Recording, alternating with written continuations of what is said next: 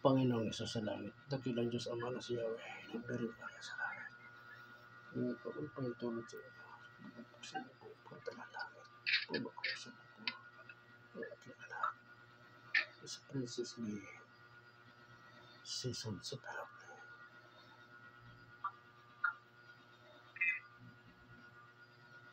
Ang labi kong husband, kapatiyan.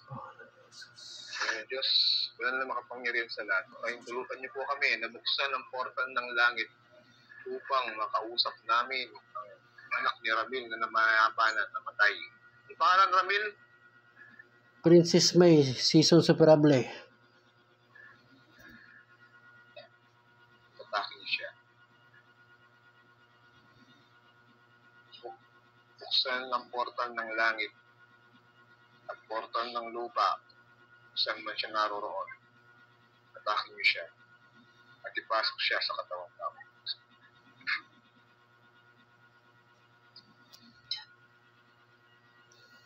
Pasok. Phew!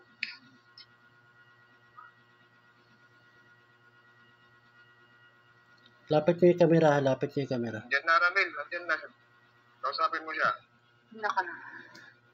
Princess, si Papa to, ikaw ba yan? Princess. Si Papa to. Papa mo Ramil. Hindi mo ba? Princess, kilala pa ba si Papa mo? Si Ramil? Nasaan ka ngayon, Princess? Nasaan ka? Nasa langit ka ba, Princess? Kasama mo ba yung mama mo? Hindi. Ha? Hindi? Saan si mama mo?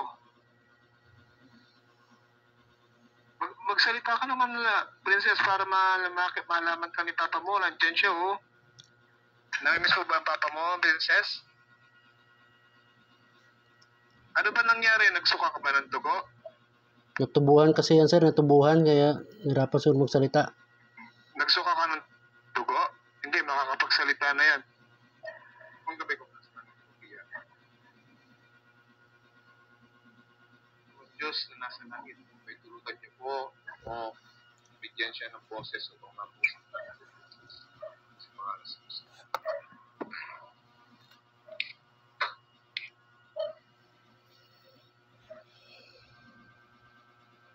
Princess, nakapagsalita ka na ba? Princess, oh. Natubuhan ka ba nun sa bunganga mo? Ng mga doktor? Namimiss mo ang papa mo? Nakapagsalita na yan, Ramil. Sige, kausapin mo. Nakikita mo ba ako? Ha? Sino kasama mo ngayon sa langit? Si mama mo nandun? Mama Banji mo? Kasama mo sa langit?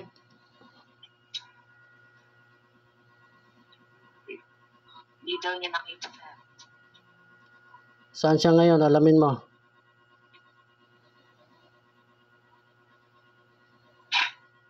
Saan si mama mo?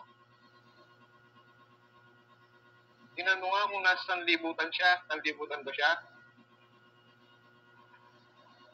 Paayos ng kamera. Huwag ibaba yung kamera. Kung napubuhay pa si Princess Ramil, ilang taon na yan siya ngayon? Ano na sir eh. 12 siya namatay. Mga 14. 15. Mga 14. Dalaga na pala siya, no? Ilang taon ka namatay, Princess? Princess, ilang taon ka nung namatay ka?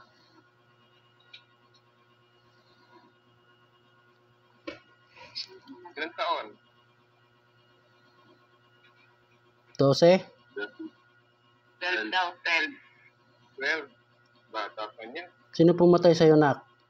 Sabihin mo. Alam mo ba kung sino pumatay sa'yo?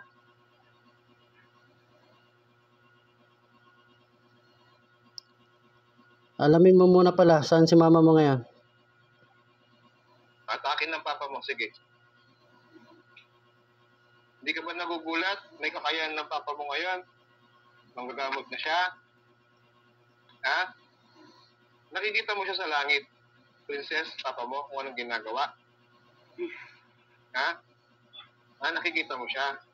Magkwento ka nga, princess. Ano ba yung sa langit?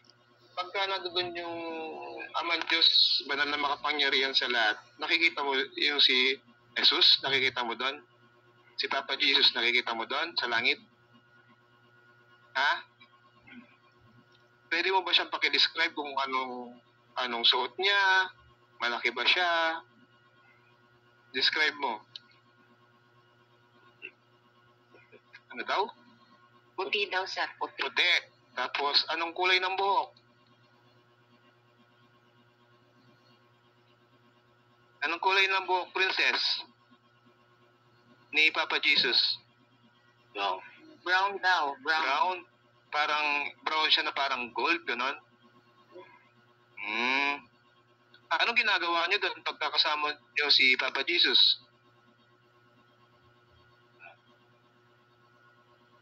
Ano daw? Naglalakad daw, sir.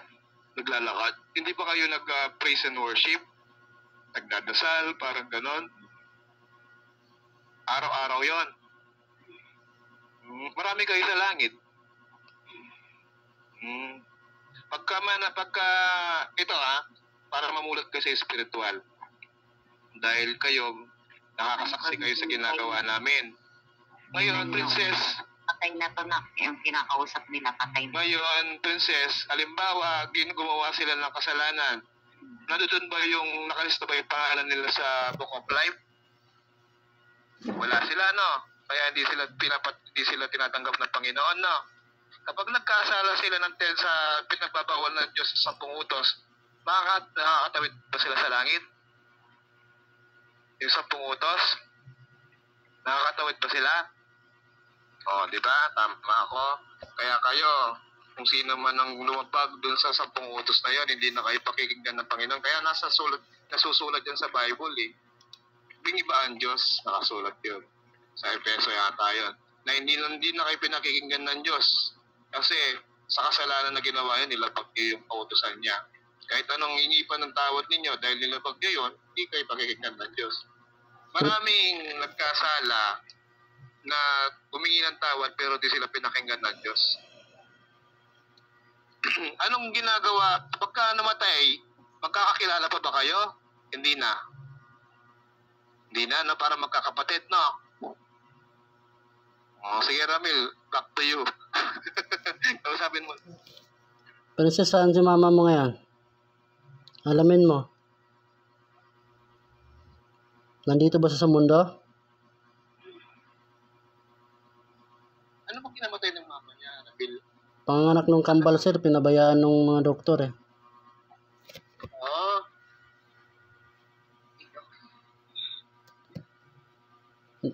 Hindi mo kasama si mama mo sa langit?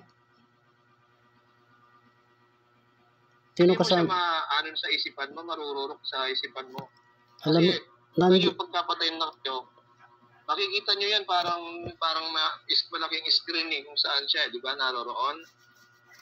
Di ba nakikita nyo yung parang ganon? Parang ako, yung third eye ko, parang, kumbaga sa patay, nakikita mo yung nangyayari. Nakikita mo rin yung, kung ano yung, pwede mo siyang i-rewind, kung ano nangyari, anong kinamatay. Nagagawa mo yon, Princess? Hindi. saan si mama mo ngayon? Nandito sa mundo? Putian ba siya o itiman? Puti. Nakikita mo na siya ngayon. Nakikita mo na siya ngayon, princess. Nakikita mo na siya? Okay. Ramil, atakin mo yung mami niya. Papasukin sa katawan para magawin mo siyang Kaso, di na makakatawid yan. Tanong mo nga kung nagkasala ba mama mo. Tingnan mo nga kung nagkasala ba siya. Makikita mo yan kung nagkasala siya, bakit di tinanggap ng Panginoon.